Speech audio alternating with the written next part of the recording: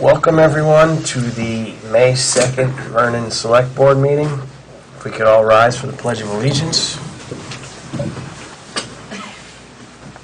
I pledge allegiance to the flag of the United States of America and to the republic for which it stands, one nation, under God, indivisible, with liberty and justice for all. Okay, is there any public participation tonight? Seeing none, we'll move on to approval of minutes. We had a slight technical error with the minutes from the 12th, which are the minutes from the IBPO meeting. We still have the DVD for that, correct? Yes. Okay, so I'll get you that, and you can, oh, you should have it. Okay. I have Okay, but we don't have the minutes of the 12th, so we're going to have to go over those at the meeting following. But we can do the 4th and the 18th. So we will start with the 4th.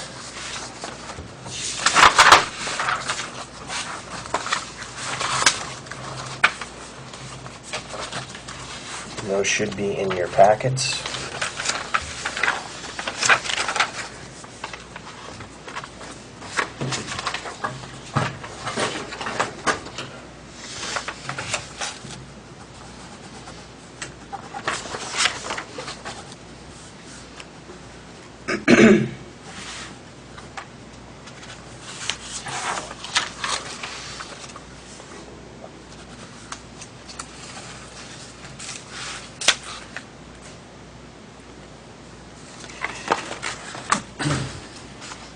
Did you have anything? Mr. Chairman, Ms. Al. I move we accept and approve the minutes of April 4th as written.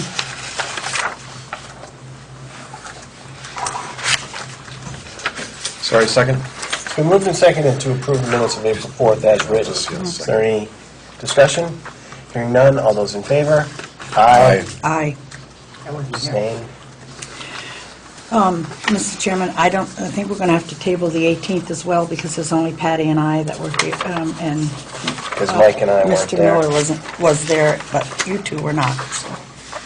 Boy, these minutes are having a rough go of They are. getting approved the past couple meetings. Okay, so we will approve the 4th with one abstention, and the 12th and the 18th will be tabled until the next meeting.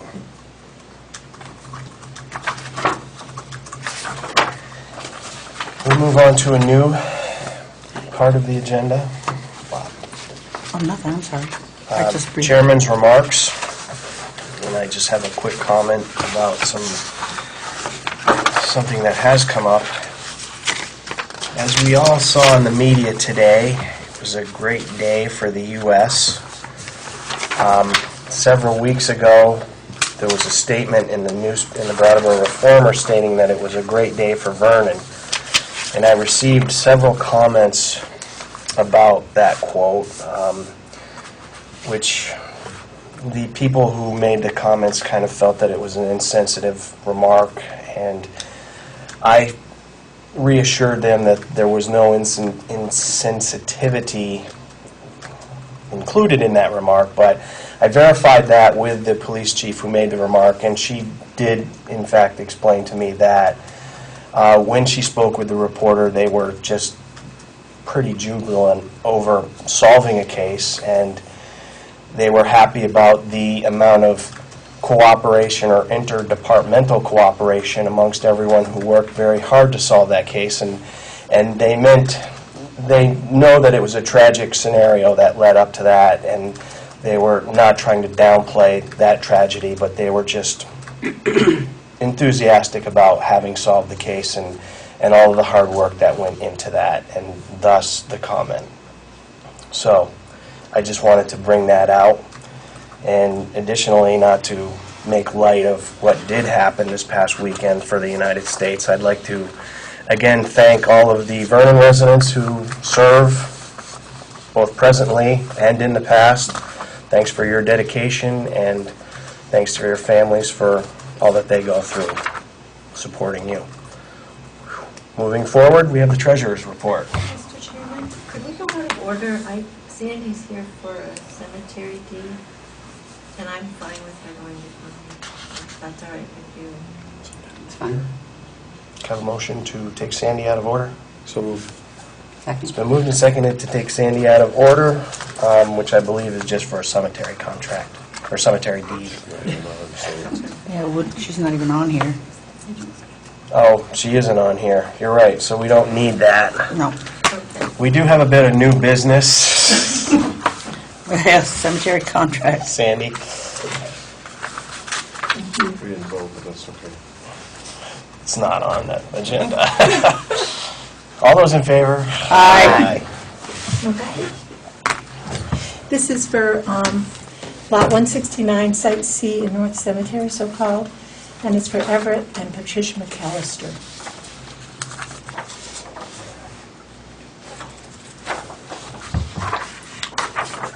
Can I have Mr. Chairman, Mr. Ball? I move that we basically sign the warrant and deed for the 169 Lot C. Is that correct? Second. It's been moved and seconded that we sign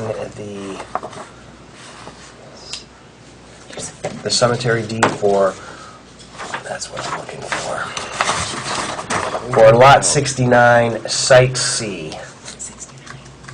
Oh, Lot 169, Site C, for the McAllisters.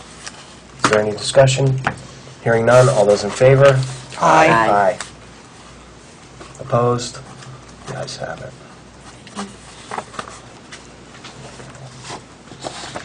Now we can move forward with the treasurer's report. Is that Okay. okay?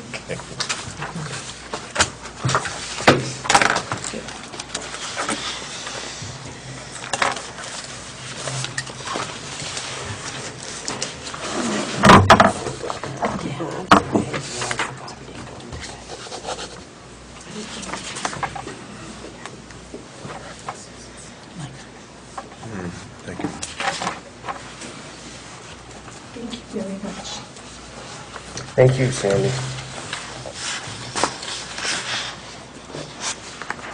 Oops. Go this way. Thank Will you. you stop running? Katrina, I ask a favor.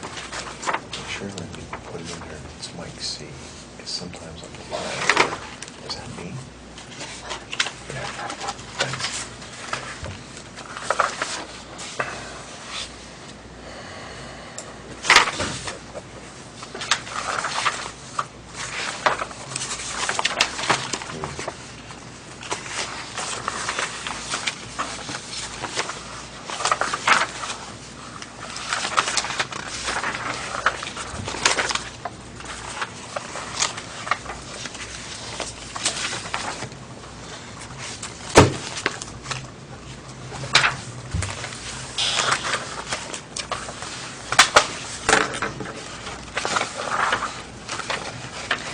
Good grief.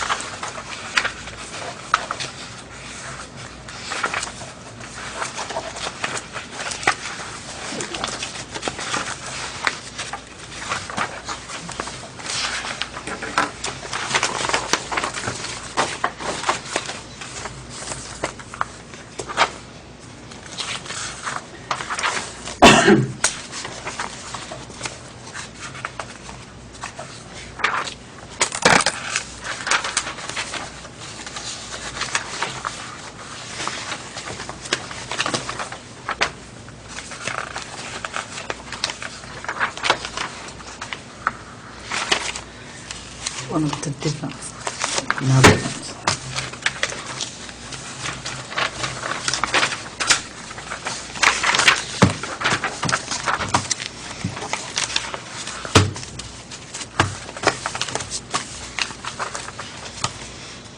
Did you see what happened yesterday? Go to my webpage on Facebook. I was called today by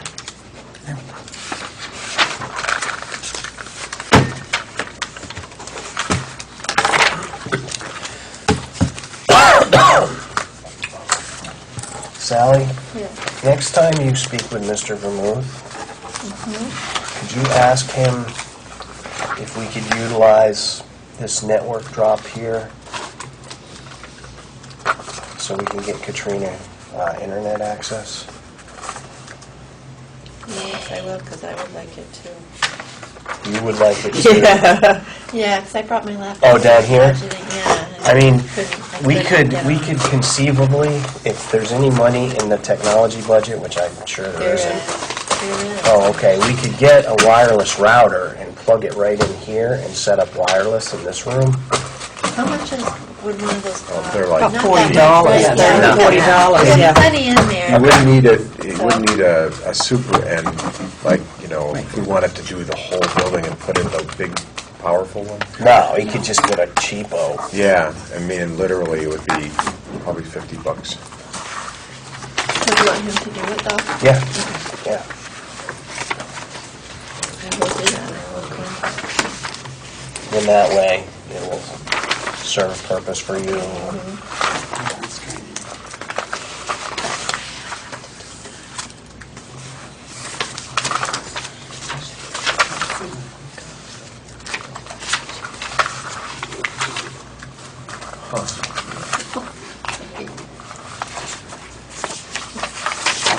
I thought you were home the other day when I came to your house. Get your batteries. I didn't even know you were at my house. I don't never knock, really. I just kind of set them there, you know, just to go. My kid came in and said, Somebody- look what I got. Somebody's got an open Wi-Fi down here. Yeah, but Yeah, but I we can't see Yeah, it. we can't log on to it, I couldn't either. Yeah. Mike, do you want to sign I it? tried, I did browsing and everything. Yeah. No. Are there 3 people on it? Yeah, I should have signed 3. Oh, okay. Sometimes people want to sign. Anybody else want to see this? Yeah, thank you. Oh, so much. thanks. Probably, since it's not Here, putting you- on it. You want it or you want, Some people care about that. this needs a third one.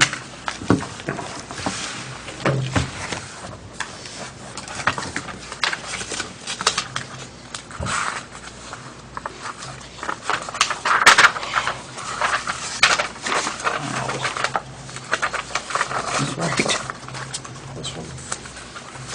That's funny. This is equipment. Yeah, it's exactly one that I just said wow to. Did you? Great minds think alike. Did we? One great mind. Sorry. That's okay, I'll catch up someday. Do we bid on it? I don't think we have. What is it? The sweeping, It's like, It's all done. no, I what know, I'm but saying is that. did we bid on it? No, But you wouldn't have to, right? Only that one. I don't recall us Oh, ever no, bidding on it. You both. No. I don't think you ever have. Huh? I don't think you've ever been on this No. before. Yeah, because who else does it other than these people?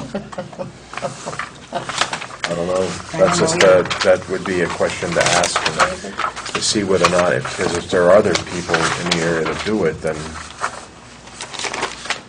it meets the, the requirement for the bid policy. Yeah, but does it always come up to that? I mean, because wouldn't they do, well, I mean, it does come up to over the amount here, but but if he did it at different times, it wouldn't. I don't know, I'd have to look from year to year to see. Because that's, You'd have to break it up over several weeks, and they probably aren't willing to do that. hey, there me is. Actually, it's not me, it's right out the window tonight. In, out. $144.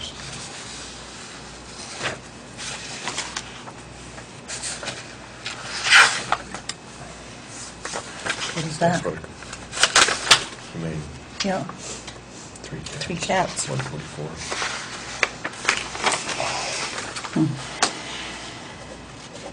Have you talked to her about I got Talk the to email her today, Okay. and the problem that I can see right off the bat is that it's all about what the budget will allow. Yeah.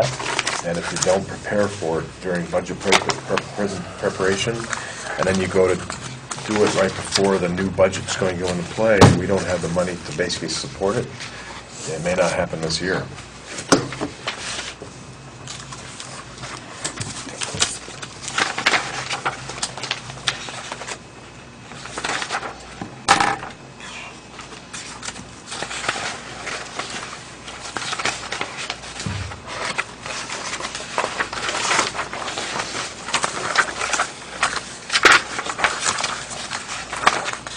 Interested in this, take a look at Brattleboro's budget, what they put aside for that. It wouldn't be as much, but it would be a percentage of it. Anybody have a phone with these? So I think that's it. Oh, Patty still has one. Mike, are you talking about dogs? Animal. Because we used to take care of the dog one. Any We- expenses? We just have to see what sort of monies are available and how much it's going to cost basically to outfit somebody with the appropriate equipment. We did when Marcy was doing it. Well, it would be to see what the recommendations are for the level of training and equipment and what the cost would be to do that. So, a little bit of, and, looking at it would have to, investigation to look at to see what it would cost in order for us to put that online. So, I have not had a chance to look at your email yet, but I will. I have one last question. In terms of the return to work policy, Richard queried whether or not our insurance provider has seen that. Our insurance provider recommends it. That specific one? Yeah, that's Okay. the That's- VLCT That's one. literally Yeah. taking the VLCT one and just making Yeah. it into I a told him that ordinance. the VLCT, it came from them, but I wasn't sure if, Well, they you were- want me to send it to him? No, he has it. No. The Passive. the VLCT standard, the one that they have, and they have there's a VLCT policy, development policy. How do you go about developing it? And their generic policy that they have, and I could send them those two documents. so they Okay. can look at I it. mean, I think that's just what, because I still haven't received that back from him. All right, then I'll do that. That may be just what it will take for him to finally sign off on it. We can get this into works. Mr. Chair, Ms. O'Donnell. I'd like to make a motion that we approve the following warrants. 47SG, accounts payable for $30,907.31. What are you looking at? Yeah, 47? What is a different one? Okay. A different one? Yeah, I have 24 SG. That's what I have too. Look in your, underneath your bills and warrants there, Patty. Well, where'd that one come from? That's the one Sally Actually, gave I us. have the same one here. So that's an old one? No, I have the same. Oh, you just read you said 47. Oh, did I? Sorry, I think 24. you meant Yes, you did. 27. Yeah. No, I said, I meant 24. 24 SG, accounts payable for $30,907.31. 17S for payroll for $9,290.05. 18S for payroll for $10,725.21. Second. It's been moved and seconded to accept the following warrants: 24 SG, accounts payable in the amount of $30,907.31. 17S, payroll, in the amount of $9,290.05. And 18S, payroll, in the amount of $10,725.21. Is there any discussion? Hearing none, all those in favor? Aye. That's fantastic. So I can go sit down Going and downtown. wait for you to Yes. go over the rest of your agenda. Did you have something else you wanted, or are you waiting for? I'm going to wait. Well, there's a few things on here I just had comments on. I'll wait until you discuss. Okay. All right. We are running a little bit ahead of schedule. So, on to new business. Seth is not here yet, so we will skip the pool refurbishment project bids. Thank you. Wyndham Regional Commission appointment. I had, as you all know, Steve has decided to leave his position as our representative to the Wyndham Regional Commission. And I had an offer of interest from another planning board member, Bob Spencer, who, as I said, is on the planning board and has worked with Steve. Additionally, I think I sent some credentials to everyone indicating that he was a member of his planning commission where he previously lived in Spencer, Massachusetts. He's currently Spencer, Sterling, Oh, Massachusetts. I was going to say, excuse wow, me. how ironic. I think it's catchy tonight. He's currently on the Wyndham Solid Waste Management Committee, or District representative to that, and he's a member of the Recycling Committee, and Isn't his degree in planning? That's what I thought his background was. it might be, but I think he has another degree in some sort of environmental engineering. I'm not sure, but I think he would make a good representative, and if the board so chooses, we can appoint him. So moved. Second. It's been moved and seconded to appoint Bob Spencer as the new representative to the Wyndham Regional Commission. Is there any discussion? Hearing none, all those in favor? Aye. Aye. The one thing, though, is that he did say is we're going to have to get somebody else to fill one of his positions. Remember that? Yes. He told me that he couldn't adequately cover Wyndham Regional as well as Wyndham Solid Waste Management. I know he's actively trying to find his own replacement for that, and additionally, he wants to give his resignation from their board himself. So, but yes, we will need it. Okay, I was So thinking we you might have let the wanted to. cat right out of the bag. That's okay. Just open right up wide. That's okay. So yes, we will be looking for a new representative for that. Additionally, I know that the Finance Committee had someone, as well as the Cemetery Committee, that they wanted to appoint to theirs, but I didn't get a full name.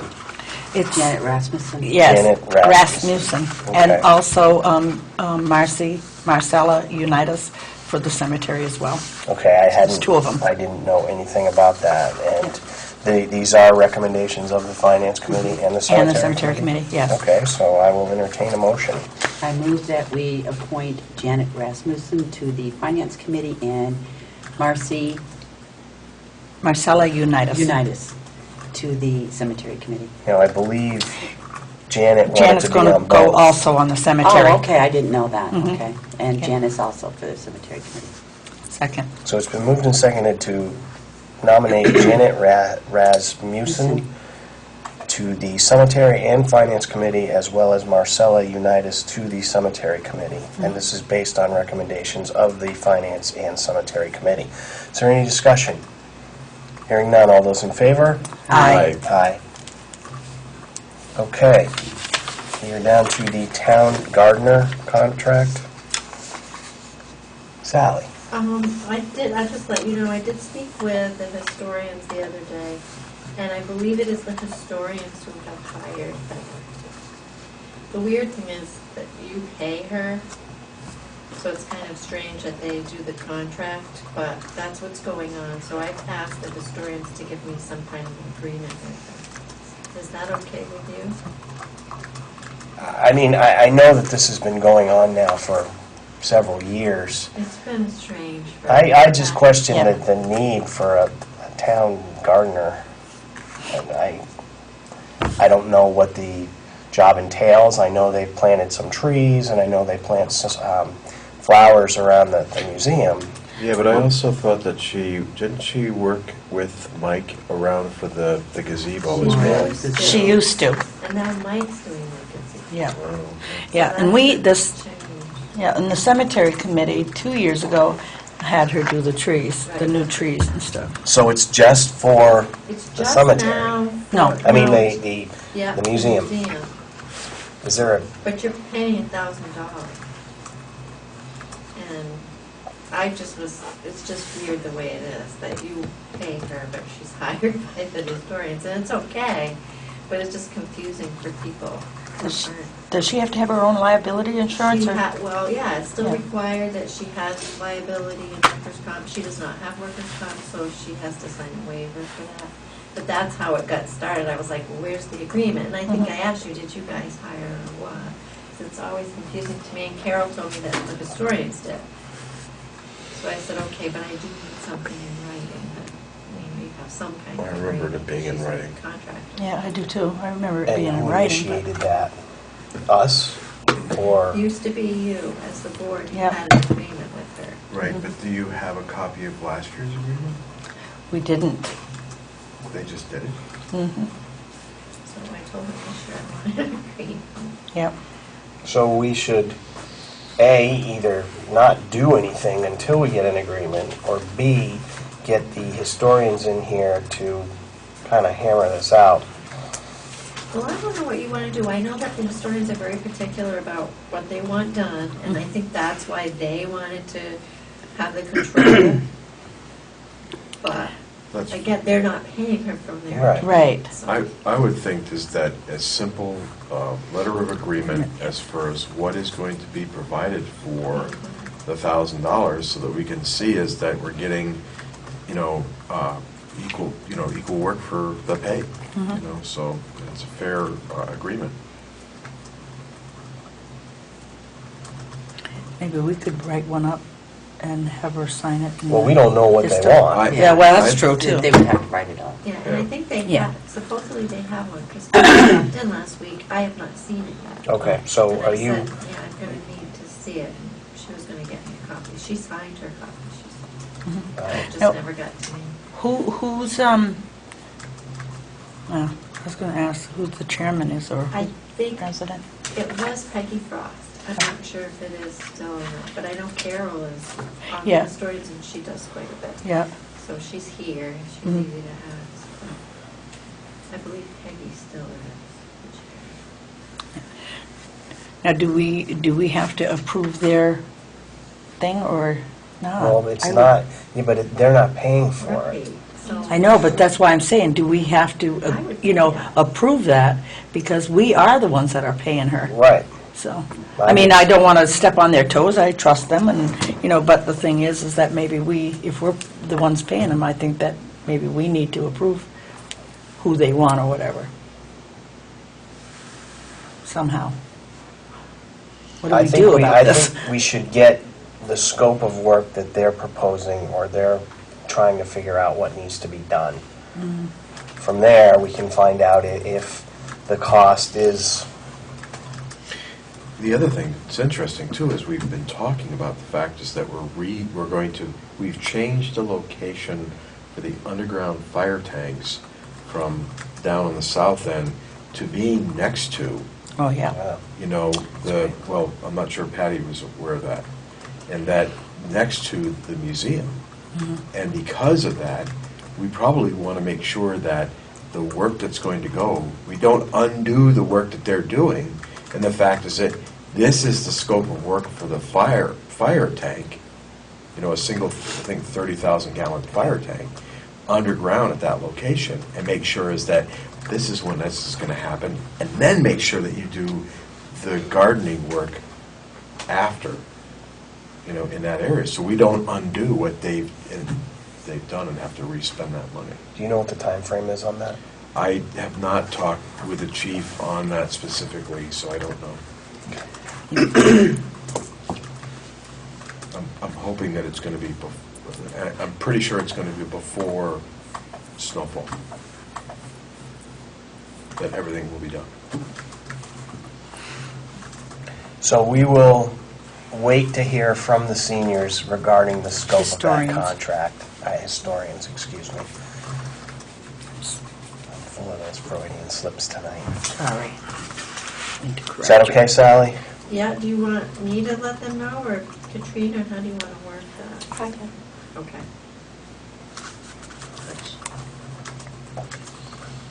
All right.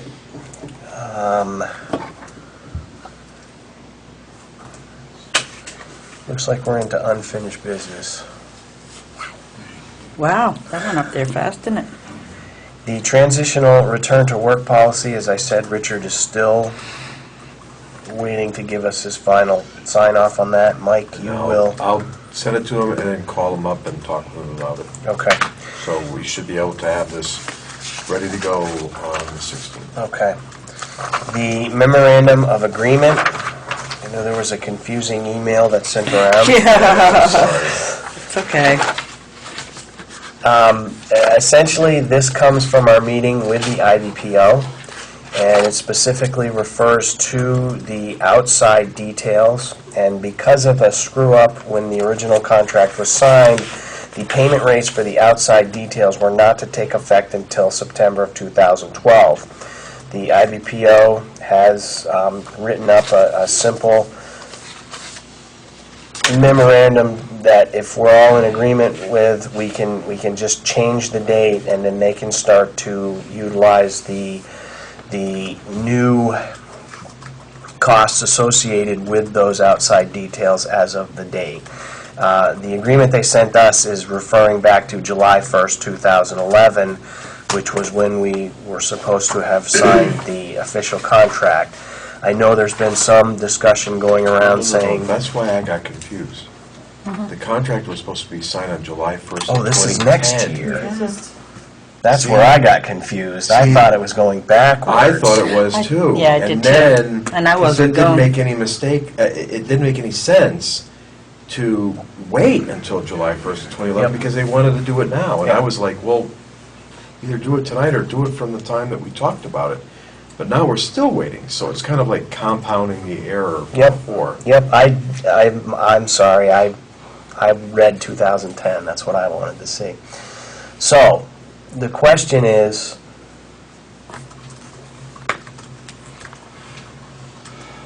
how do we want to proceed? Do we want to proceed by signing it effective next month? Do we want to leave it the way it is? Do we want to sign it effective the date we sign it? Or do we want to not sign it at all? Both Bruce and Bob were here. We talked about it.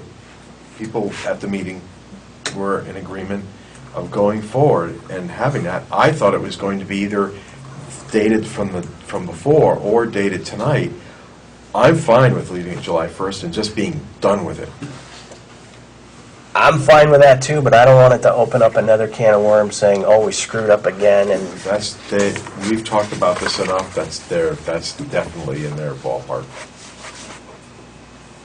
So in other words, it won't begin until the July 1st. if that's what we vote on.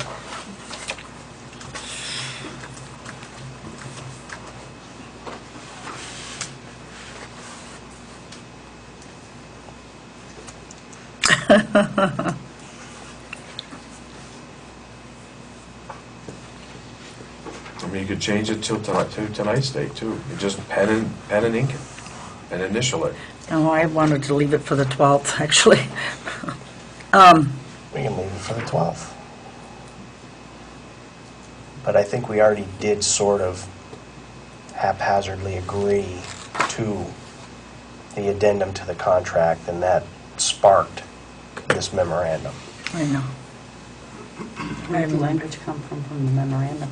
It came from the IBPO. My point.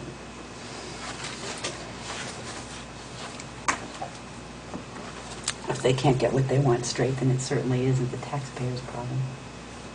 They're the ones that wrote July 1st, 2011. 2012.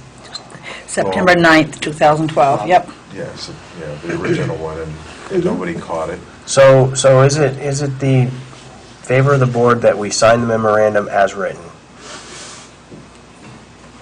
Do I have a second?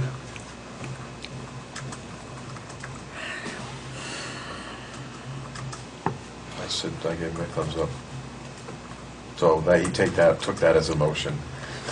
Oh, I see. I thought you were just looking for a consensus, but I still. I took that as a motion. I would yes. still move that. Okay, with no second, then the motion will fail. I mean, were you sitting here when we talked about that? I questioned him. I wanted him to stay stay at the, I mean, I'm sorry, you made a mistake, but that's your, I said that when he, Right, but at the same time is to, if you turn around and say, well, yeah, it was a mistake, and you realize it was a mistake, and, you know, you yeah, want but to who fix said it. it was a mistake? Did they, I mean, I don't, I know they said that. I'm just saying, well, I don't know. Well, it was- I'm having a problem with it because, This Because it's still a mistake. September Yes. 9th, all right, September 9th of 2012 isn't even within the realm, Right. the scope of the contract, agreement, yep. the contract we signed. It's outside of the period of time that the contract was set for. So you know for a fact that that September 9th, 2012 was a mistake. What ended up happening is that it was supposed to be September 9th of 2010. oh, I And think it's 11. he forgot and left, and I forget whether he added the two, if it was 2002, that's what it was. It was 2002 because he took it out of a contract he had, an IBPO contract, another one, and he converted that one, like a lot of us do. You take an older document, you make a new document. And he did that, and he left it as 2002, and he went, well, that's wrong, and he added the 1 in front of it, but forgot to change the 2 to a 0. So, it was like, it's a comedy of errors. They put down July 1st, I'm like, fine, I'm good with it. My thoughts are, this doesn't cost the taxpayers anything because it's outside details. Somebody else is paying for it, and if we did this in good faith, maybe one of the mistakes we make in the future might be given some leeway. At least we could say is that we basically were open to listening to their viewpoint, which does buy you something when it doesn't mean anything. I mean, it doesn't cost us anything. I mean, you've been there. You're the great negotiator. You know what we're trying to say, and you're just stonewalling me. All right, I'll second it. She's taking great satisfaction out of that. So. I'll second it. I thought the motion died. Oh, it did. I would move that we approve the memorandum of agreement as it's written. I'll second it. It's been moved and seconded to approve the memorandum of agreement as written. Is there any discussion?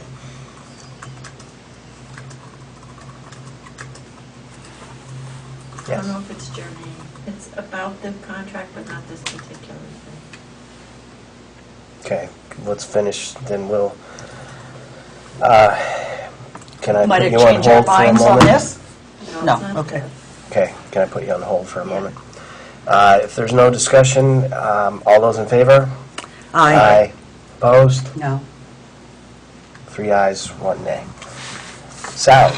Well, I wanted to throw this wrench in because I did send you all an email about the life insurance fiasco with this thing. Yep. Oh, yeah. And my concern is that we're going to end up spending more for life insurance Now- because of it. I don't quite understand that. If we're dropping people Well, under the because coverage, It depends. You When have to you have a certain go in amount as of a people. group, there's an advantage to number. being a group. Yep. You get a lesser charge, lesser Okay. premium. okay. So the problem is, it's been considered 100% non-contributory. The town pays for it. And now, with only one department having to pay, it's just thrown this wrench in. And then I've got 2 officers who told me they don't want to do it now, which is even worse because then 2 are going to come out and our numbers go lower. So they've gone back to the drawing board and they're trying to figure out how to do it. But they did ask me to ask you if there's a way to bonus back or to do something so that it can be considered 100% gifted by the town, but, We, because that's an error too. That's an error in there. No one asked me whether life insurance is paid for, and it was assumed that half was paid for and half wasn't. But that's not the case. So, I don't know on which part the error was, but it's an error. Boy, if I'd have known that, see, I would have liked to known that before. But It's if, too many errors to Yeah. me. but if someone were to leave their position,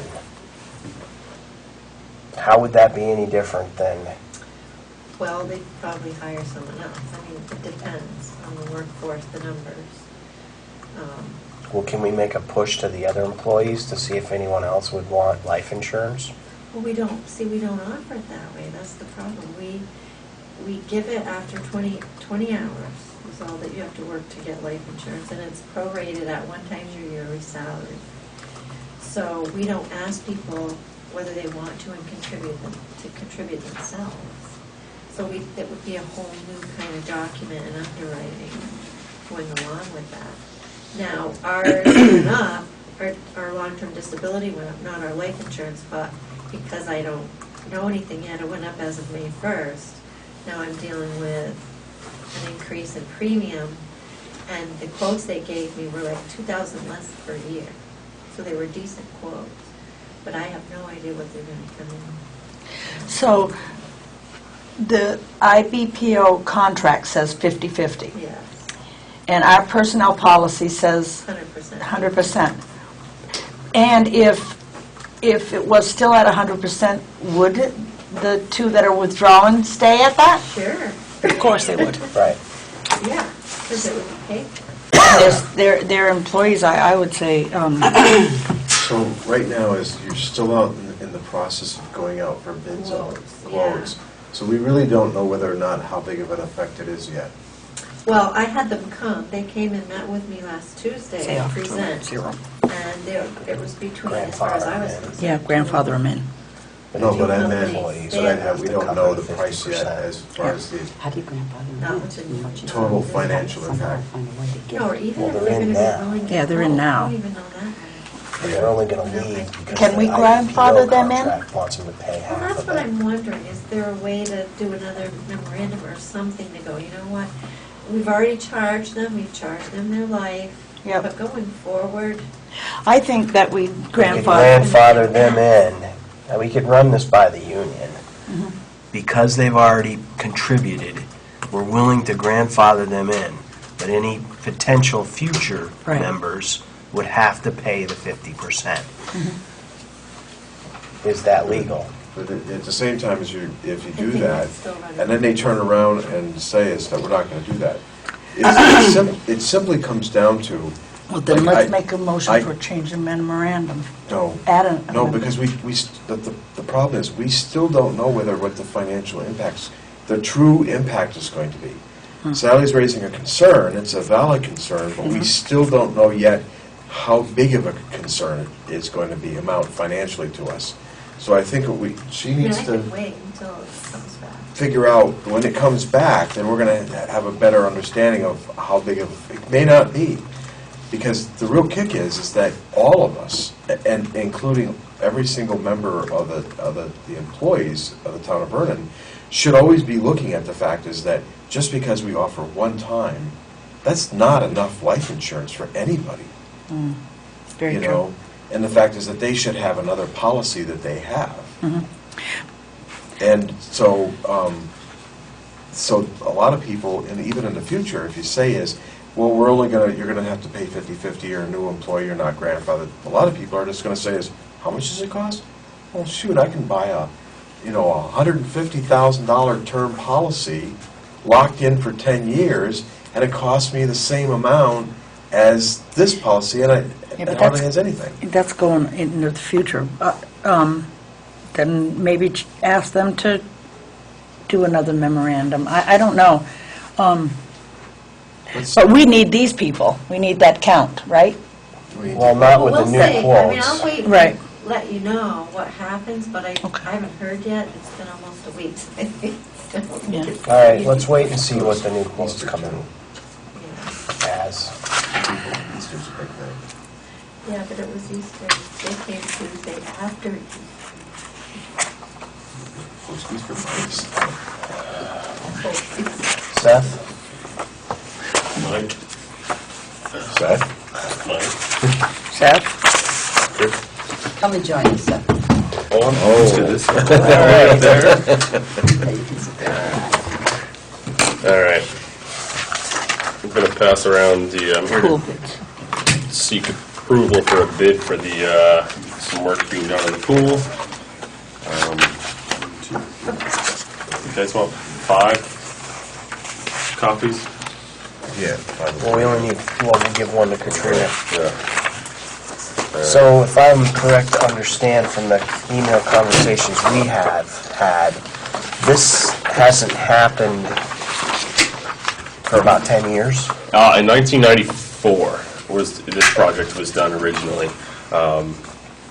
Basically what we're looking to do is the gutter around the top of the pool, on the wall inside the pool where the gutter actually, did I give too many? Where the gutter actually hits the pool wall. What has happened over the years is water will get in from the pool deck down underneath it, and it will force out that line right around where the gutter hits the pool wall. So in 2009, we actually replaced the Decaseal on the pool deck, which has really slowed the process of water getting down there and in the winter forcing it out. Nevertheless, while it's slowed it is something that we still need to do. And now we do know how replacing the Decaseal affects the water that gets through there. So in the future, it'll be something where replacing the Decaseal we can do for $3,000 as opposed to having to continue to do this particular project. I think this will last longer. So what I'm looking to do is, like I said, replace that gutter. We sent out bids to 3 companies. The only company that sent back a bid is on your second sheet, $9,600 from Falvey. So we did solicit 3 bids from 3 companies, but this is what we got back. We're comfortable with this. And it's within budget. It's within budget. It's capital budget. Yeah, I was going to say, what, yeah. And you worked with him during this whole process. And the work will be done by May 18th, as stated in the number 6. It'll be done ASAP. Yep. So is that going to, you're not going to fill the pool until the work's done? The work will be done. We'll paint it. And give you plenty of time for being open. Oh yeah, no problem. No, we actually don't have any groups that will be in there until the 2nd week in June, so that's fine. Yep.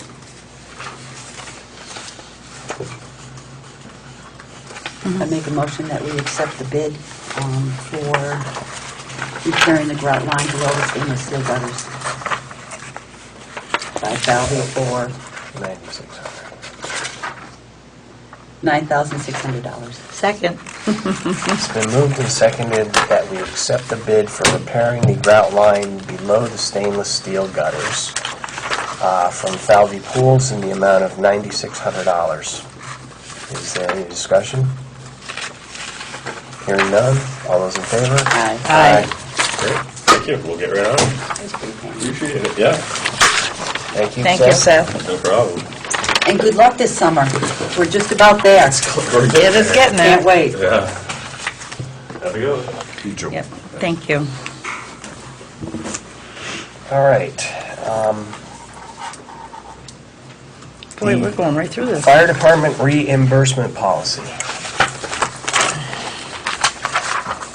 Last time we spoke of this, the Fire Department was working on a specific reimbursement policy, upon which I sent that policy to the Vermont Leagues of Cities and Towns, and Jim Barlow had actually gone over it and made his recommendations, which I sent to the board as well as David.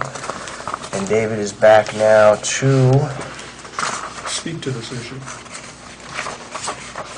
speak to this issue. After hunting me down in Florida to find out where it was. I thought he sent it to you. Oh, no, I went all the way to Orlando. Just by the sheer luck, I was going up late for my gate, and he was standing at the line for the exact same thing. So, of course, I walked right behind him and said, I traveled half the world to find you to talk to you about this. It Oh, just that was, completely must blew have his been mind. fun. Oh Oh, my goodness, that must have been great. That's very cool. So if you guys recall, this was what you have in your hands is mostly the original service reimbursement ordinance. As Mike says, the correspondence that came from Jim Marlowe from April 18. I have a copy here, had a number of recommendations, things to add, things to delete, things to clarify. Those changes have all verbatim as Jim Barlow put in have been added into this revision that you have. And the only changes that are in here are the changes that Jim Barlow indicated. And this is Captain Capen, who's... Hello, Captain Capen. Hello.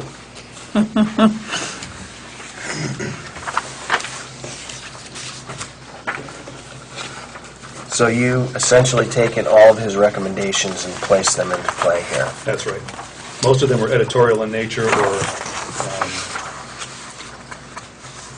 Now, the one, the one on which was Article 7 yeah, is, as he suggested, removed in its entirety, and therefore Article 8 became Article 7, and Article 9 became Article 8. so any collected fees from said policy will go where? As directed by the board. It could be the same place, and then what I would like to see is that then the next town meeting, it would then be designated, because I think the chief is also going to put together a LoSAP plan for the long term, and that could go before the voters and be voted upon, and then that would then reinforce the way the ordinance was originally written. Does everybody understand what a LoSAP is? Yeah. Okay. And we have a grant right now to get a LoSAP started and to fund it. And sometime into the what future. happens if there isn't a fire for a year? How does the LoSAP get funded? Oh, there's The lots of opportunities. Yes, there's That's plenty what of I'm afraid of. opportunities. Explain, what do you mean? I don't want it to be in the back of the taxpayers eventually. It would all be depending on how the ordinance gets written. And step number one is to get the, I could be here all night with all these things, to get the service ordinance done and then work on the LoSAP ordinance. The LoSAP ordinance right now is a shell. The funding for it is the 4-year grant that we have, that is $10,000 a year. That can be, it's going to be actualized, so there'll be a significant overfunding in it before the end of the grant. After that, the principal sources are service reimbursements, Vernon Fire Association, fundraising activities. And I think that, when I say there's lots of opportunities, it really comes down to when people do things that they shouldn't be doing, like as in burning of miscellaneous household trash and furniture and other things, that is a pure violation of the law, and that right now there's no incentive for them not to burn those materials. And we actually go to those fairly often. If you call the fire warden for a permit, he says, no, it's too windy, and then your burning gets out of control, we can put it out. There's no penalty.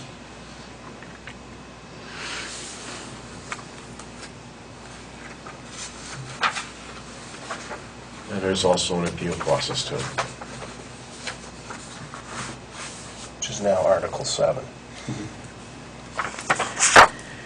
I thought that Jim Barlow's, I guess he didn't, I thought he had said that this ordinance should be accepted by the townspeople, or not. No, Guess he I'm was right talking now. about in the paragraph for I saw that. designating I how just it's saw going to it. be used Yep, by ordinance. I just saw that.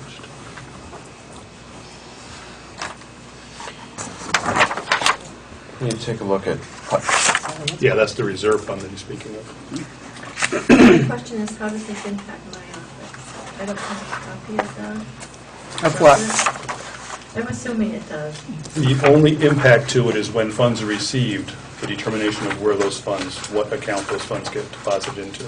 The billing is not done through your office. The collections are not done through your office. But she would need copies of the billing to know what to expect, or would it all go to you? And then, I'm thinking of outstanding bills and things along those lines. Is that in here? Invoicing? Yeah, okay, I'm sorry. Invoices shall provide the payment to the town of Vernon and the treasurer. So it does go to the treasurer, so she would need to know what to expect. and there would need to be some sort of discussion on how to inform you, or who would be the collector in the event that these things didn't show up. I believe Mr. Barlow did say something about that.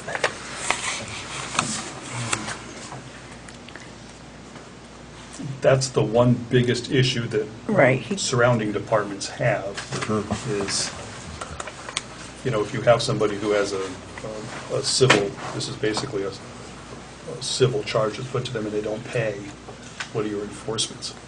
Well, it's the, person, it's the same as writing a ticket if they owe the town.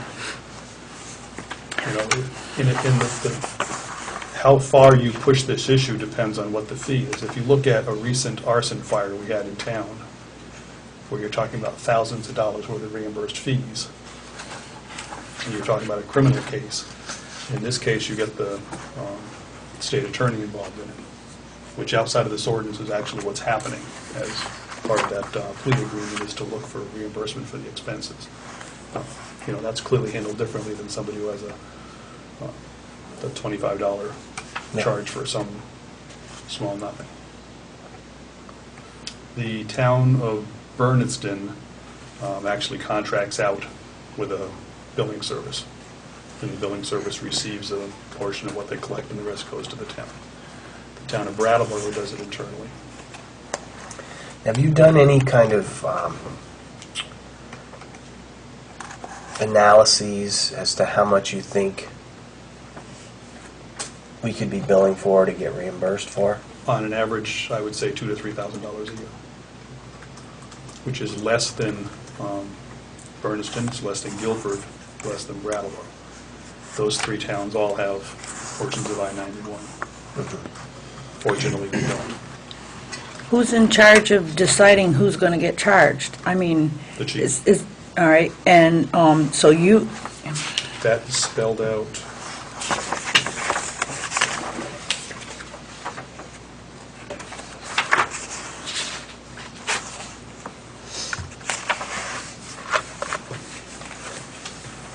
Article 4.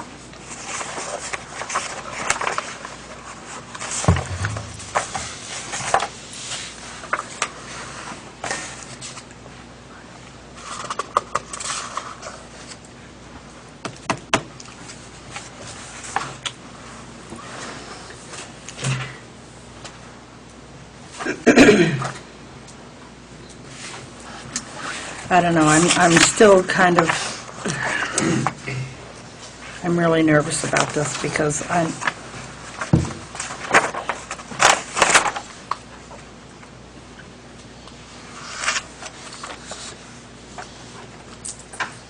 might as well go ahead and say, I'm not supporting this. I just have, some of the positions I've been in have taught me you have to be very careful how you move on things. And to me, this is going down the slippery slope. It's up to the taxpayers to decide this. I know one family, one person in town who had a fire at her house, and the fire department did charge her, and it wasn't a neglect fire, and the insurance company laughed at it and said, we're not paying that because there isn't an ordinance. I just think once you start going down this route, there's no stopping. And for $1,000 or $2,000, $3,000 a year for the amount of work it's going to add to the treasurer's office, I don't know that it's worth that. And I don't support charging taxpayers who are footing the bill for the fire department to begin with the opportunity of being charged for a volunteer fire department coming to their place. I just don't support it. The thing that's happening is there's a balance, and the unfortunate aspect of it is we don't have as many people volunteering anymore. We have a volunteer department. There aren't as many people volunteering the LoSAP in the long term, and coming up with a way to fund it so that it isn't on the backs of the taxpayer. This is an innovative way to fund it. And we may still have to come up with another way to help fund it. The problem here is the fact is we've got people who basically are volunteering their time, and they go to these events that people are breaking the law, and there's no repercussion of it, and they're getting frustrated because nobody's standing up for them. This ordinance is standing up and saying is, if you screw up and you break the law, you're going to end up you're going to pay the consequences, which are the fees just for the equipment. You're not paying an hourly rate here. It's the people come along with the equipment, you're paying the service fee for the equipment to be there to basically take care of the issue. I understand that, Mike. Yeah, me too. And I know what you're saying, but the 4 people that are sitting at this table are not the same 4 people are going to be sitting at this table 10 years from now. And once an ordinance is passed, it gets changed. I've watched it over and over and over again. And when the money dries up from fires that happen because of somebody's responsibility goes away, and we try to find other ways to find money, it's not long before the taxpayers are being charged when something happens, and they're already paying the bill. And there's no one in this town that has had more respect and more support for the fire department than I have, and you know that. But I'm looking at the future. We don't know what's going to happen across the street next year. And the more funds we set up, the more monies that need to be raised to fill those funds, the more we're putting the taxpayer in jeopardy, and I don't support it for that reason. But they will be in jeopardy no matter what, because if you don't have something that basically entices firefighters, like what New York and New Jersey and the other states are doing, we're losing people right now. We don't have the number of people that we need to have on the fire department, fire and EMS. And if you don't have an innovative program that entices people to come in and at least gives them something to look forward to, and they can say to their spouse, yeah, I spent a lot of time down at the fire department and it's for the public good, but there's something for them. I think we need to expound on that. This weekend, there was 2 fires in the area. One was a simple brush fire in Chesterfield, a 1-acre brush fire. They toned 7 fire departments to get the manpower to put out a brush fire. We were toned for a tanker support for Northfield. How many departments were at the Northfield barn? At least 9. For a barn fire. There's this image out there that you call 911 and you get 30 guys from the fire department to come down. Those days are long gone. When you compound the low number of people we have who make a response now, and you tell these people, you need to go to Joe Blow's house because for the 3rd time he's burning illegal trash in his yard and it's smoking out the neighbors and you got to go put it out. At a certain point, you get to the critical mass where you don't have people to make responses. The reality is our town is no different than other towns. We have 911 calls to this town where we have nobody to make a response. I'm more than willing to hear any innovative ways that any member of this board has on how we can get people in this town to volunteer their services so that when the neighbors do call that they're paying their taxes for, there's somebody there to actually come and help them. It's happening now. This isn't a theory. You know, I don't have a problem with, charging somebody that's constantly doing things illegally. I don't have a problem with that. Matter of fact, I said, isn't there something that we can do? And this was before this even came. But the thing is what I worry about is the innocent people. Like, I've said it before, and I'll say it again. I can't afford $100 for a glucose shot that my husband might need. I can't.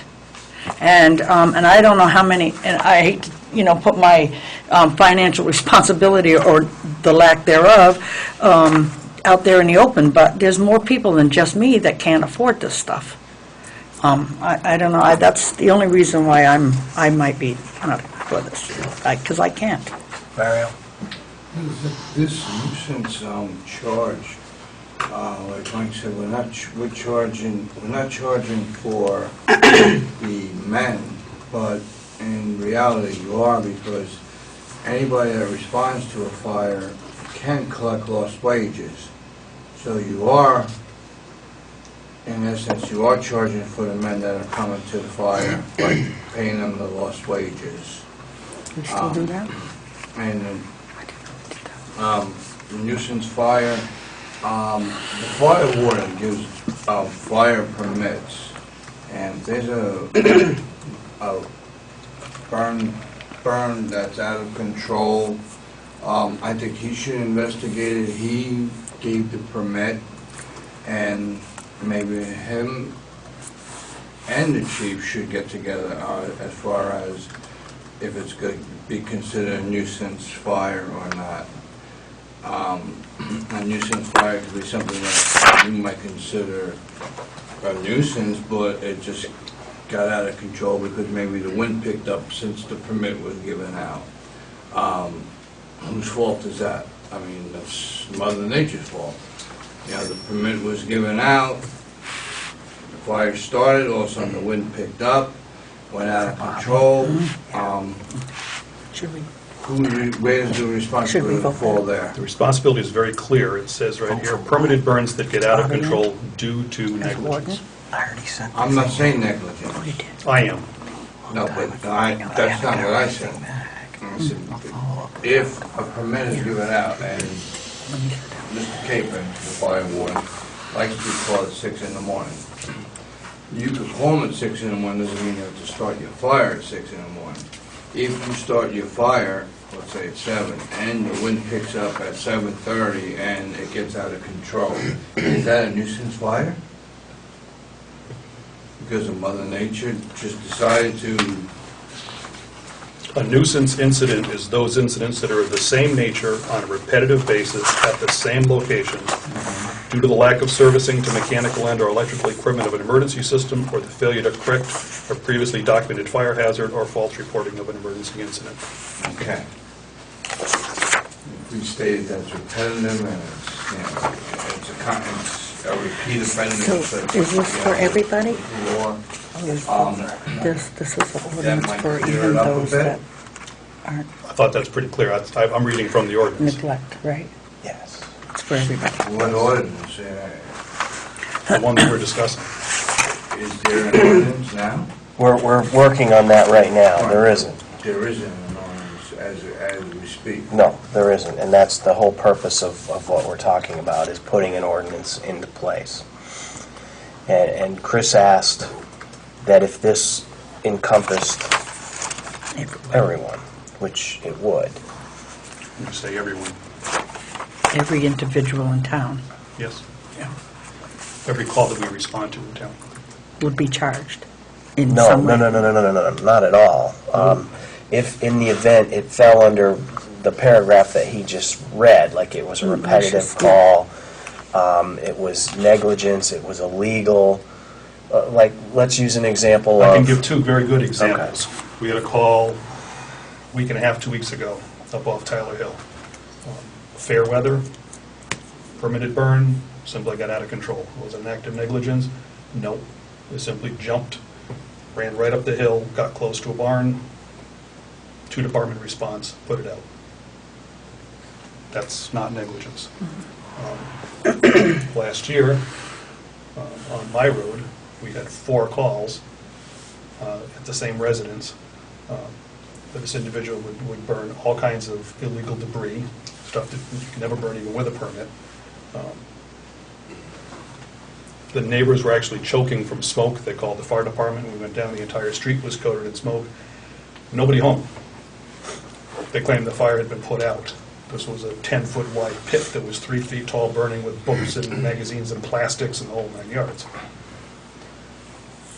That's something you charge. Yeah. Yeah. And that individual's response when we called him was that he was prepared to sue the town because we made a mess in his lawn in putting out his fire. Is there a problem with bringing this to the town in an article and seeing that if they want to? I'm fine with however the board wants to proceed with it. If you want to bring it to the town, that's fine by me. Are you referring to a special town meeting, or are you saying wait until March? Special town meetings I- are expensive. Yeah. Are they? I don't know. I don't care. Wait till March or have a special. I don't know. I just wonder if the townspeople should be the ones to vote for an ordinance and not the select board. The ordinances are within our jurisdiction by law. I mean, it is that is the bottom line of setting simple laws. I realize that. I know that.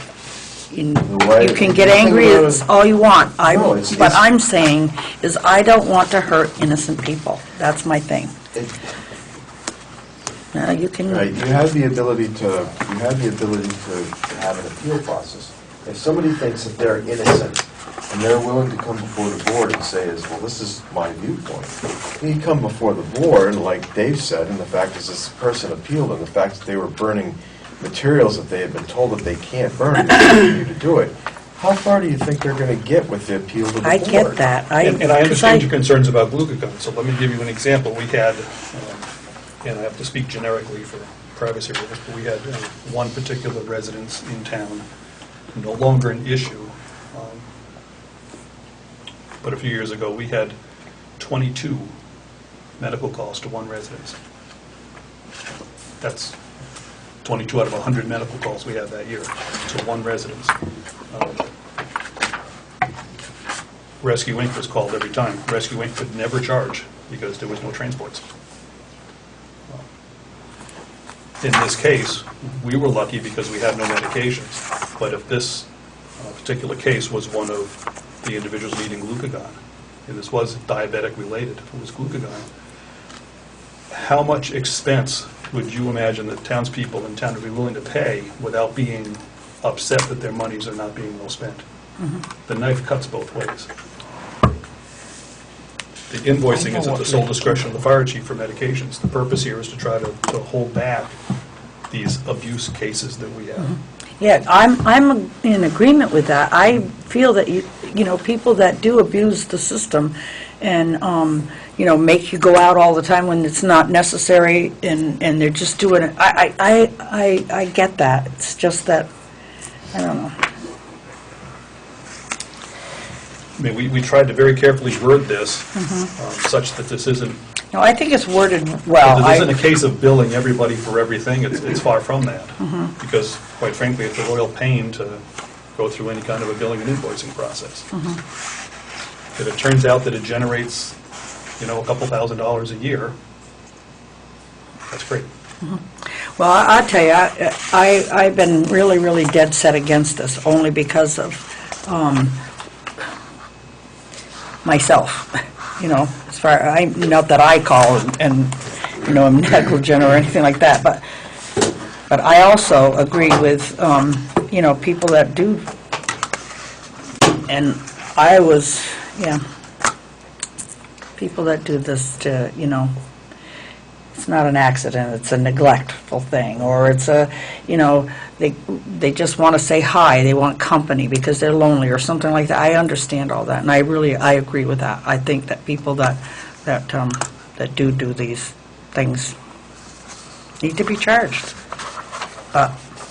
My biggest concern is the impact it would have on Sally, which you're indicating it would be minimal.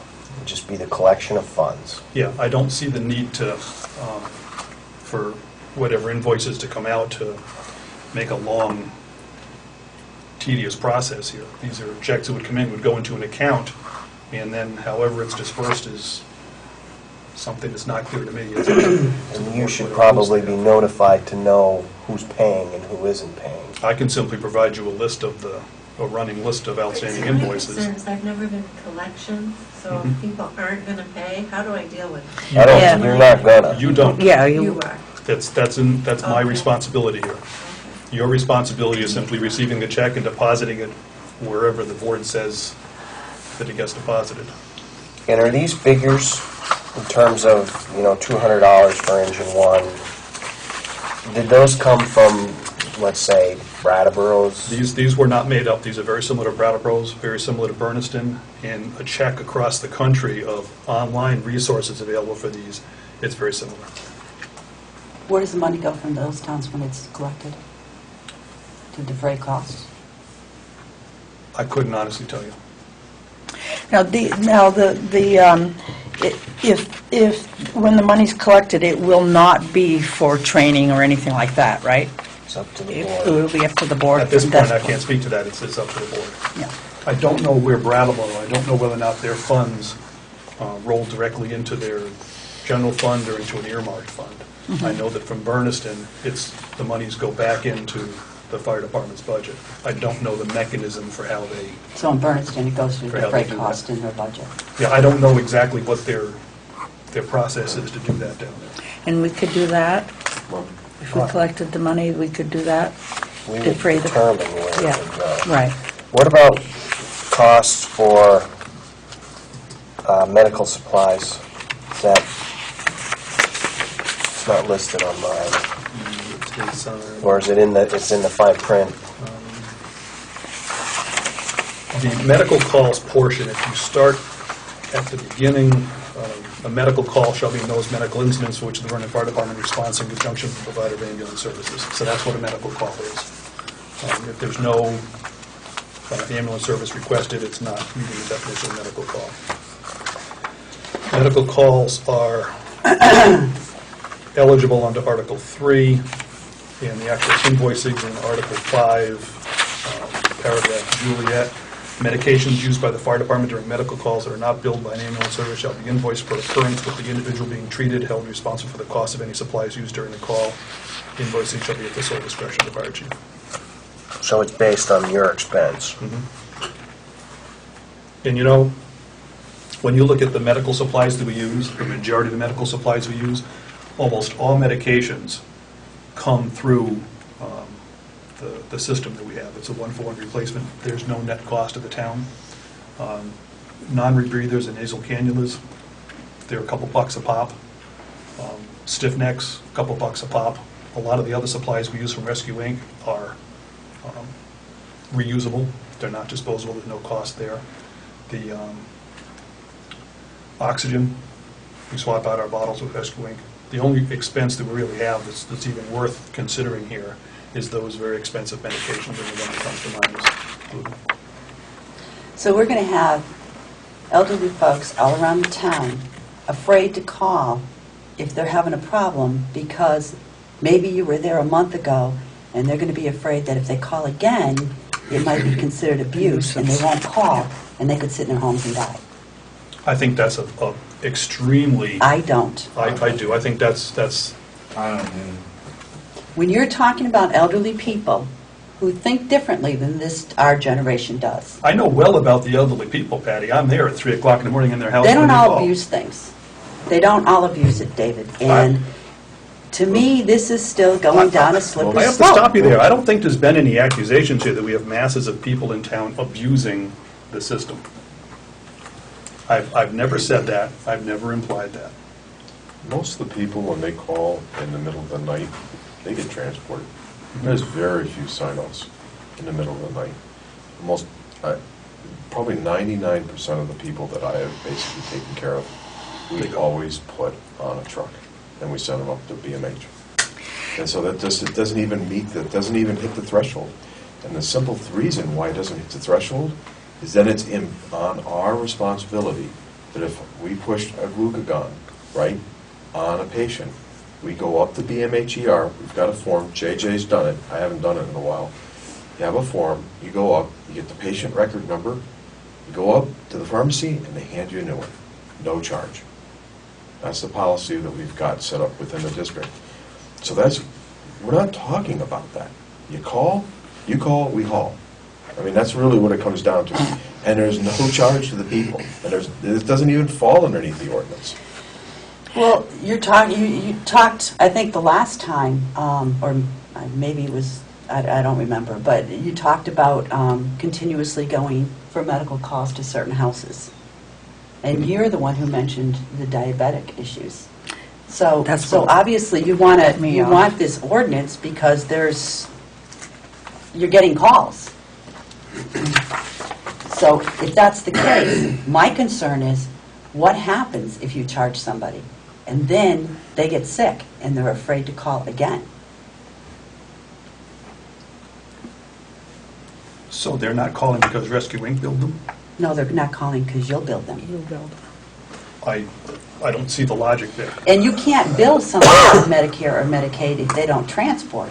So you're going to bill them for the medication and they're going to have to pay it, Medicare or Medicaid isn't going to pay it? Let's go look at this thing again from the 10,000-foot view. The entire purpose of this ordinance is dealing with those few but frequent abusers that we have in town. You have motor vehicle accidents that are at somebody's fault. You have a person who has 20-plus calls in a year. Pick me up off the floor. You have people who are doing illegal burns repeatedly. They'll call for a permit, they'll be told no, who cares, I'll do the burn. If the neighbors catch me, they'll put it out, I'll burn it again, there's no impact to it. I'm outraged by that as a taxpayer. I'm outraged as a fire chief. I have seen people leave our EMS service because they don't want to be the pick-me-up-off-the-floor person. When you have a brush fire that you need 7 departments to respond to, we've got a crisis. I'm not hearing any strong suggestions on how we can get volunteers in town. If you want to make a motion to take this article, to take this in its entirety and get rid of it, make the motion and move on. I'm still coming back to you to find out what your suggestions are to get the volunteers do we need in town. If it means that we've got to put a couple dollars in these people's pocket when it comes time to retirement so they can actually have something to come here for, if that's the carrot it takes, if it means we have to add a line and add $5,000 or $10,000 a year to the budget so that we can provide gas cards so these people can actually afford to come volunteer, we'll do it. I'm looking for suggestions here on how we can make things better. I'll tell you, if you want to give me a no, but be prepared to give me a yes on something. We're bleeding. The town provides us just fine when it comes to what we need as a very basic amount of funds to provide our services. Unless we're going to get into a paid department, we're headed towards, or not headed, we're already there, where a certain number of calls get no response. I'm much more concerned about a person having a seizure in town and nobody from the town responding until Rescue Inc. gets there. I'm much more concerned about that patient than I am about the person who's abusing the town's resources. So if we don't pass this, then there's going to be more EMS calls that won't be taken, but if we do pass it, there will be? I don't get that. I'm sorry, I don't mean to be a smart aleck, you just said that, and at least that's what... What I'm saying is, we're in a crisis. We don't have the manpower. This is, I understand that, David, I do. and I need to know what I can do to attract and to maintain volunteers. Could you talk a little bit about the multi-pronged approach for the grant that you got? Because I'm not sure everybody is aware of how... The safer? Yeah, and how it basically coming at multiple different directions. Some are short-term issues, some are long-term issues, and what we're talking about here is one of the long-term parts, not the short-term. We did one of the problems that you have is getting people to join the department. The other thing is to get people to join the department, to stay in the department, and to stay truly active in the department. We wrote a large grant request in all of the aspects. There was 4 prongs to that SAFER grant that were approved. That included the accidental death and dismemberment insurance along with the life insurance, the tuition reimbursement to get people to stay active in town. And it's not aimed at kids coming out of high school, it's anybody who's in the department to get tuition reimbursement. It's a carrot to get them in and get them to stay. The LOSAP, the Length of Service Award Program, is a 4-year program, as are these other aspects. The LOSAP is $40,000 to fund. And the idea behind that is there's a lot of people who are in the department, and that the bulk of the people who are the volunteers in the fire service don't work at jobs that have pensions. This is a very strong carrot. You come in the department, you get your certifications, you stay active, and for every year you're active, there's monies being put aside for you for your retirement. It's a very strong carrot to get people in. And then we have an additional $12,000 to spend on a 1-year for 2011 recruitment, advertising, letting the public know we have a need. We need volunteers. Those 4 prongs of that, which is $120,000 that we're working on this process to get this all together. This was given to us because we have a clear need. And I cannot impress upon us enough, and you're going to be sick and tired of my hearing about it over the next year or two. Berniston's kind of lucky in a twisted way. The plastics plant shut down, so they have the manpower. Northfield's in the same situation. Putney is a town that has a lot of factory workers and a lot of activities in town that people can actually be there for during the day and make a response. Vernon doesn't have any of this. Most of the people in town who are of volunteering age get up during the day and leave. Those people who are here haven't heard the message, haven't been convinced, haven't heard Jehovah preaching from on high. We need volunteers. We have had medical calls that nobody was in town to respond to. Did that happen today? I was told it happened today. It very likely could have happened today. It's happened repeatedly.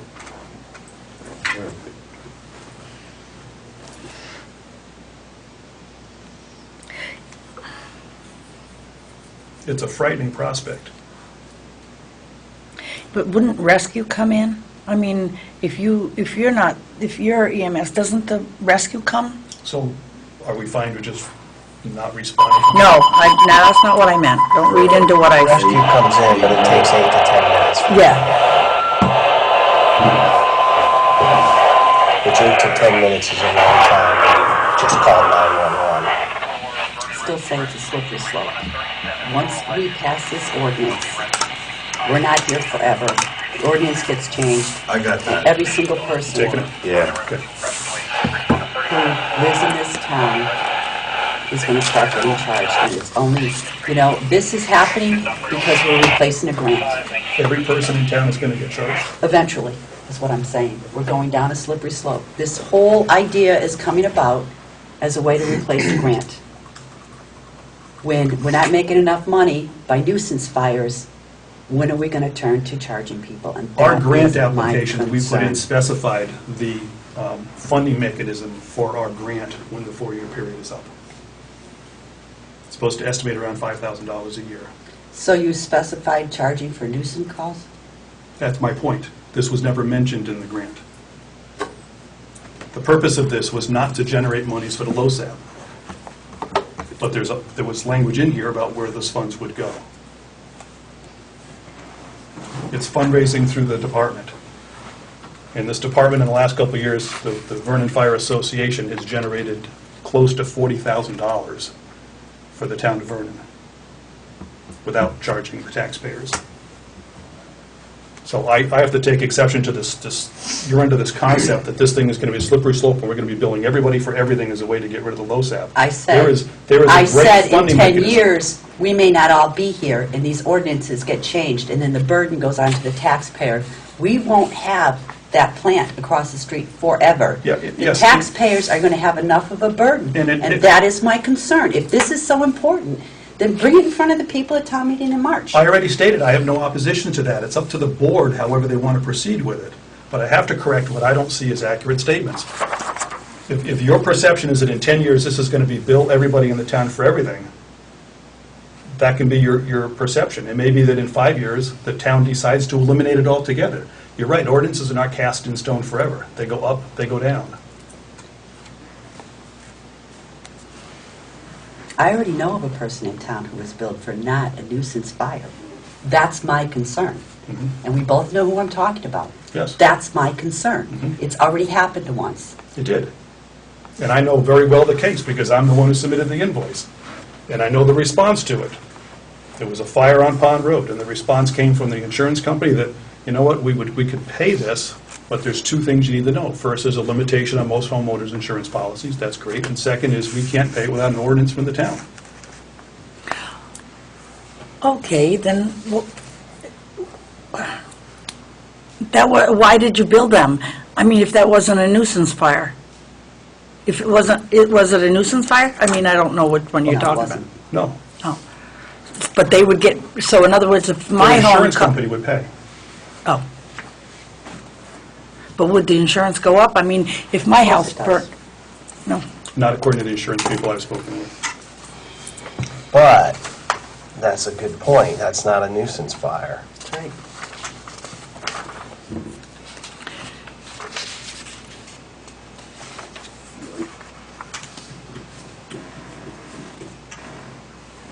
And this is what Jim Barlow said. At the outset, I would note that municipal billing for emergency response services, while commonly practiced elsewhere in the country, is a relatively new trend in Vermont. I understand that some insurers, such as Travelers and Geico, have questioned the legal authority of Vermont municipalities to bill for emergency response services. Frankly, the statutory authority for the practice is less than clear. Nevertheless, municipal officers have advised me that through their collection efforts, advised me that though their collection efforts are not always been 100% successful, having an ordinance in place has been helpful in recouping some of their emergency response expenses, and our office recommends adoption of a reimbursement ordinance if a municipality is going to attempt to bill for these costs. There's two notes there. First, clearly the insurance companies do not support any kind of an ordinance that's going to increase their fees. That's certainly not a surprise. And second is that the towns around us have had a number of things that Vernon does not have and has never had for a number of years. Berniston did not just start billing this recently. Putney, Bellows Falls, Springfield, Rutland, Brattleboro, they've had these for some time.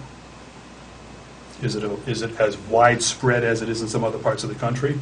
No, but then again, Tennessee has subscription services, and if you don't subscribe, your house burns. We don't have that up here either. Now, there is a governing, I shouldn't say governing, but there's a board that help me out here. You have a board that's comprised of members of the department and citizens. You're talking about the association. The association, It's yes. an independent organization. From the town. Independent organization that basically, though, oversees the finances of the fire department. No, there is absolutely no connection whatsoever between the fire association and the fire department. What purpose does this board that is comprised of citizens and members of that serve? That board is the fire association. The fire association is a non-member, non-profit corporation in the state of Vermont. Now, could It's a 501c3. these expenses be funneled through them for approval? Because it is made up of a citizen board. That becomes a much, to have an independent, non-affiliated, non-profit or corporation of the state of Vermont that has no town affiliation to be handling the coordination of a town ordinance. It's not enforcement of an ordinance, it's just...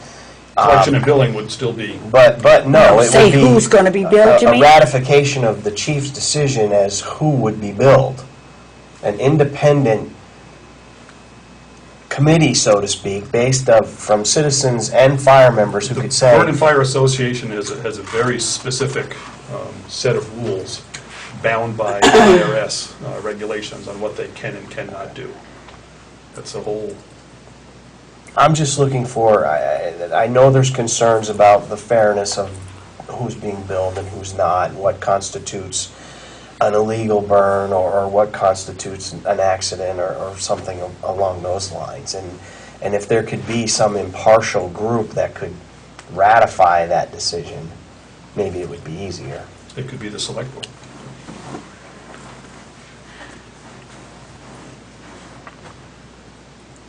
It's a pretty impartial citizen group. Well, I would hope so, but then again, I don't know sometimes.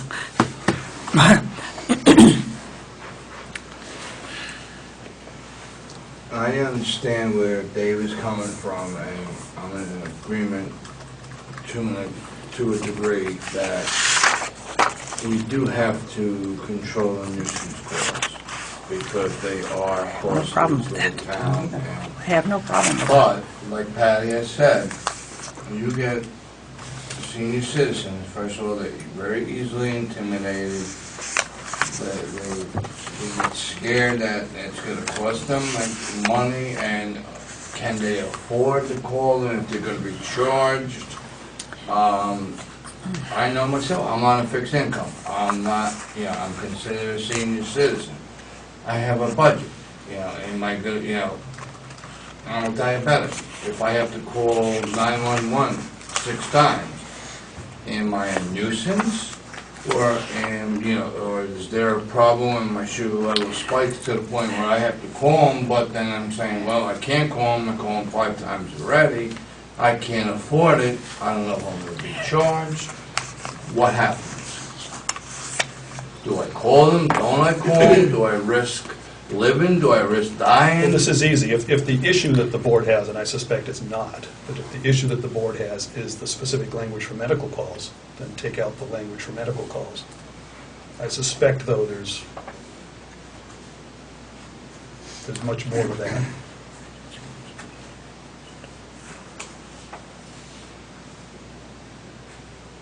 Yeah, I don't have a problem with the nuisance calls. Neither do I. Don't, at all. I feel that people that abuse the system, that are, constantly calling and, or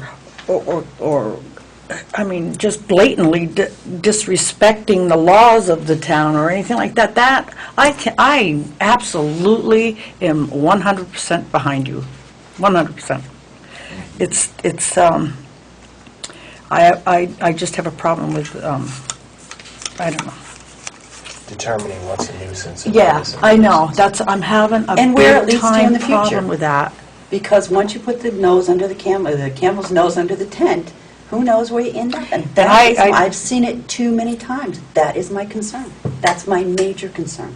I would think that if the concern is about a board 10 years in the future and what decisions they make, are we saying that a board 10 years in the future isn't going to have the wisdom to do the right thing? Maybe. I don't question you at all, David. I hope you understand that. I don't. It's just that who knows who's going to come in? Who knows? If they don't. What if you're, somehow I tick you off or something, and all of a sudden, I have to call a couple of times in a month or something. That's what I'm worried about. I don't know. Uh-oh.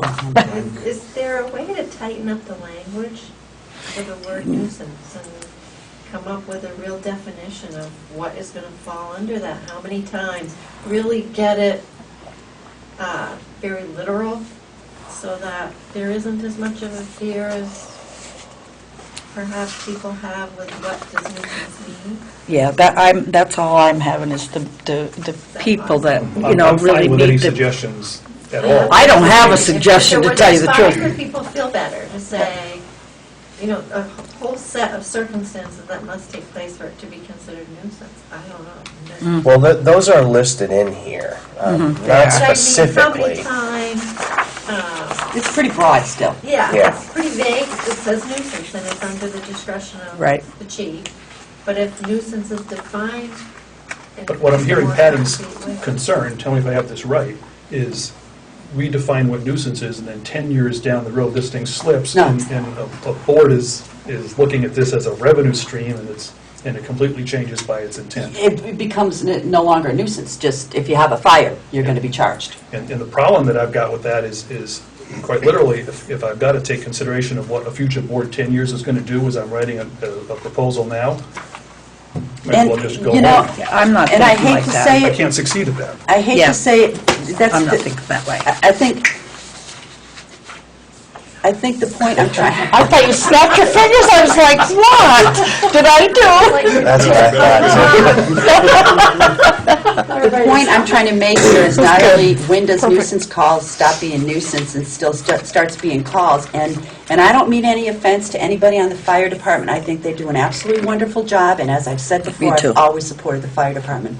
But I have a concern about starting a retirement plan right now for people who are volunteering, because this town is in a heap load of trouble right now. And how are we going to pay for it in the future? We may not always be able to pay for it on nuisance calls. But David, you know as well as I do, once you start something, you don't stop it. What I'm hearing is a discussion of the funding mechanisms for the LoSAP that's an ordinance that I haven't even presented to the town yet. I have a problem with both of them. I have a problem with what happens to this ordinance in the future. I already know of one townsperson who's been charged for a fire that wasn't a nuisance, David. And maybe that's in my head, and that's It is giving in me your a head. hard We're time talking getting about past. one. It And- doesn't and- matter. I don't care. I do. And There's for the not that record- many fires in town. thank God. And for the record, there was one billing that was put through. Well, and when we can't raise money through nuisance calls, when do we stop using just nuisance calls in our ordinance and go to anybody who has a fire and emergency call? Well, the That answer to is that- my concern. The concern there, if I'm getting it right, is future boards changing the ordinance. And if we're going to go up that route, I think we owe the taxpayers the right to have a vote in this. Because they're the ones in the future that are going to be paying the bill. I know that legally we have every right to write any ordinance we want to write. That's why we're on the select board. But I think that this goes past just an ordinance. And, you know, people who have been around for a while have seen things like this happen over and over and over again. And, you know, I have a huge concern. It's bad timing. It's bad timing.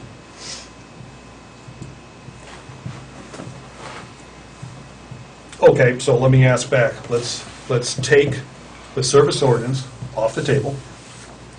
Let's take the LoSAP off the table, so we give the $40,000 back to the federal government, because we're not going to do a LoSAP.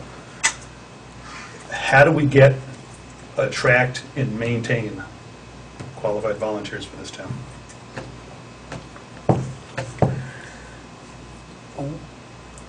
That 40,000, I'm assuming is going into some sort of investment account? It actually is paid to a third-party actuarial firm. And obviously, that's not a lot of money when you're talking about retirement plans, but, I mean, have you guys come up with any sort of figures as to what this would be worth? Yes, actually, it's bound and limited by federal law right now. Okay. IRS regulations do not permit accrued benefit to exceed $20 per month, which works out to $240 per year for a full year's service, and that's the amount that gets paid when the person hits retirement age, whether it's 60, 55, Per 65. full year of service? Once they meet, they're in for the full year, and they meet the requirements to actually have a year of service. Person can't just be a member for a year. There's restrictions. Yep. They have to have a certification. First responder, EMT, firefighter 1, firefighter 2, fire officer, be a line officer. They have to participate in a certain number of calls, drills, meetings, trainings. They have to be basically an active member of the service. If they do that, then for every year that they're in, when they hit the retirement age, they accrue a benefit of $240 a year. For every year. So if every it's year. been 10 years, they get $2,500. So you take a person who's 30 versus a person who's 45, you can see what changes in the actuarials. So that money is a substantial amount. It's a huge amount.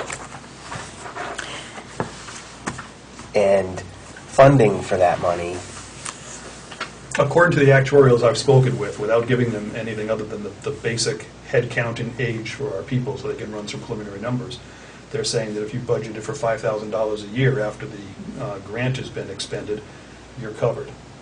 For the fire association to generate $5,000 a year is, I mean, clearly you should demonstrate what we've done so far. I don't think that's a significant challenge going forward.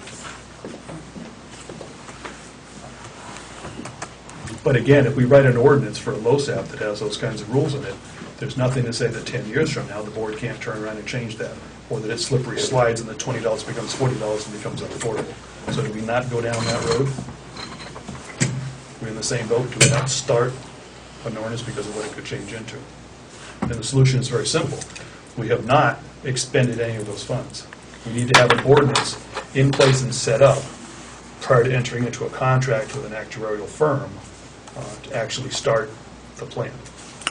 So the monies have not been spent. So if it's not going to fly, we may as well just, because these are all from a community fund that the federal government has.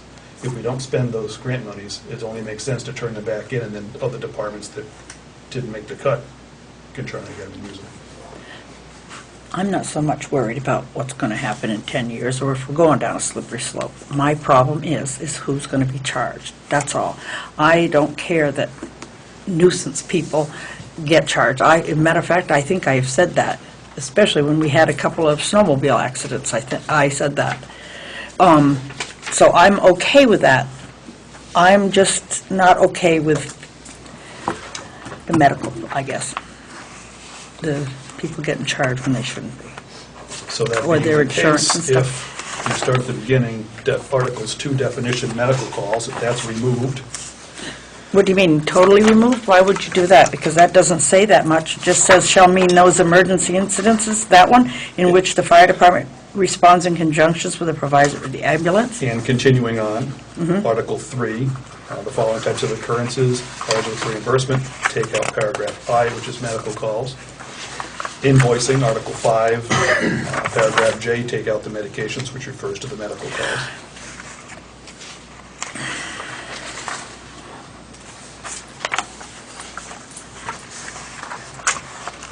And that's it, there's nothing medical call related in there at all. Well, I don't know if that, maybe you couldn't go that drastic. I don't know if you have to. Well, that's the simplest way to do it. I know, but, because I understand what you're saying about people that call, that, they fall 50 times during the day, come pick me up. I understand that. If there's no medications, there's no billing for that.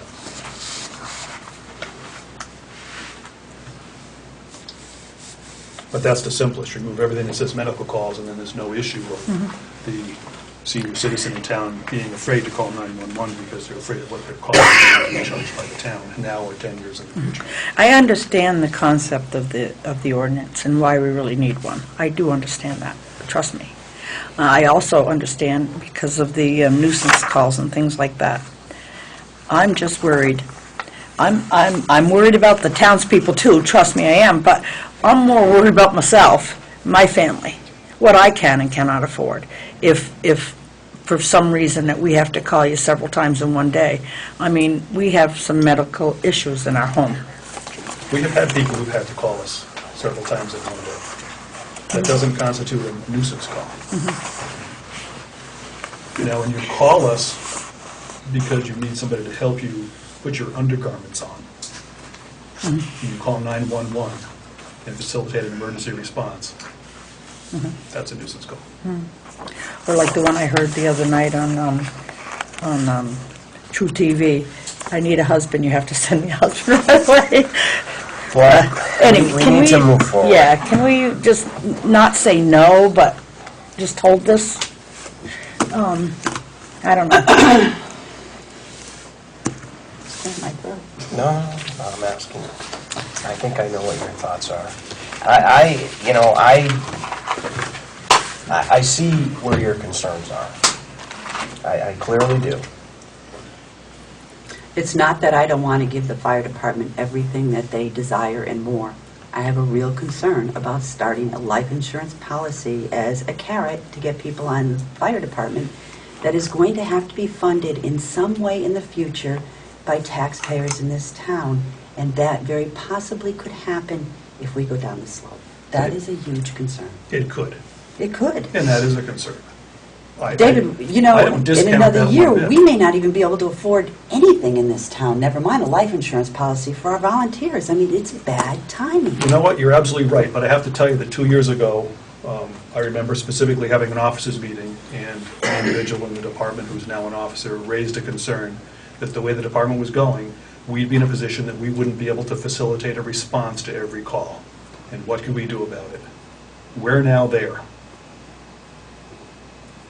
I'm not so much concerned about whether we can afford life insurance for our people in 10 years. I'm concerned about the person who had a seizure 2 weeks ago, who was there for 12 minutes. And David, don't make it sound like I'm not.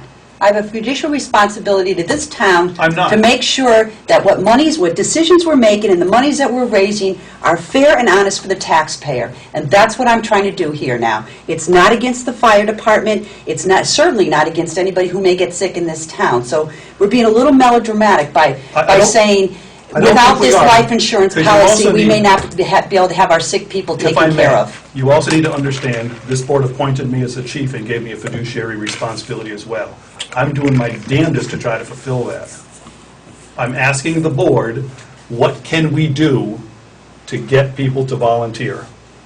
I'm still asking the question. Well, I don't have an answer for that one, because there's too many committees that are open. We're going to have to table, because they're not going to get a vote tonight. I'm sorry. For now, I'm sorry. we'll continue this discussion. Thank you, sir. Thank you.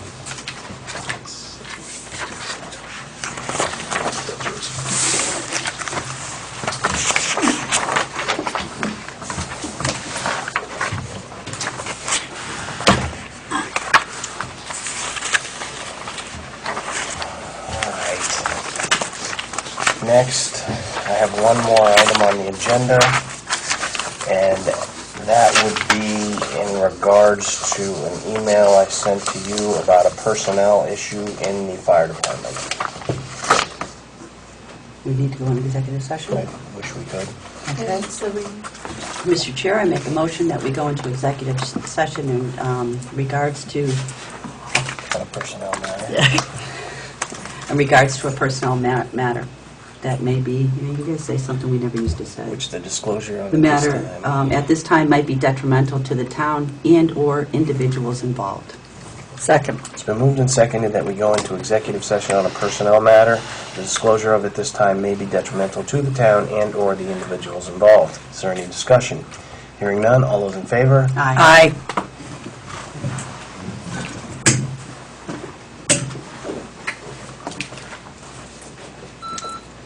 So this is just us, Mary. Right. Just the board. Right. You're going to make a motion of him talking earlier, and then also talking to Tom. Need a motion? Or we don't need a motion? No, I don't think we need a motion. No action taken. Board went into executive session at 8:21. 8:21, came out at 9:03 with no action taken.